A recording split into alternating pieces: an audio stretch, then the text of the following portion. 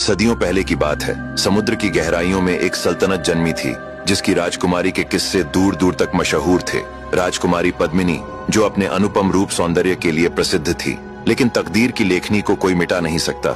समुद्र की बाहरी दुनिया जहां जमीन मजबूत चट्टानों और ऊंचे पहाड़ों से बनी थी, वहीं एक बागी कबीले की सल्तनत थी। उस कबीले का सरदार था बगीरा, जो हर कीमत पर राजकुमारी पद्मिनी को पाना चाहता था। इसी फिराक में उसने समुद्री दुनिया पर हमला बोल दिया। राजकुमारी के बहादुर भाई ने उसके मंसूबों को भांप लिया और युद्ध होने से पहले ही राजकुमारी को समुद्र के बाहर एक सुरक्षित स्थान पर छुपा दिया।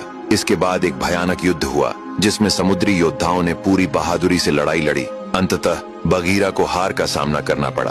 उधर राजकुमारी पद्मिनी समुद्र के किनारे बैठी अपनी किस्मत पर रो रही थी। तभी कुछ समुद्री लुटेरे वहां से गुजरे। जब उनकी नजर इतनी सुंदर राजकुमारी पर पड़ी तो वे हैरान रह गए। उन्होंने राजकुमारी को पकड़ लिया और उसे शहर के बाजार में बेचने के लिए ले गए। राजकुमारी की सुंदरता अप्सरा के समान थी। उसे देखते ही एक बूढ़े व्यापारी ने उसे सोने के सिक्कों में खरीद लिया। उस नगर का राजा अत्यंत पराक्रमी और तेजस्वी था। उसके पास धन धान्य की कोई कमी नहीं थी, लेकिन किस्मत उससे रूठी हुई थी।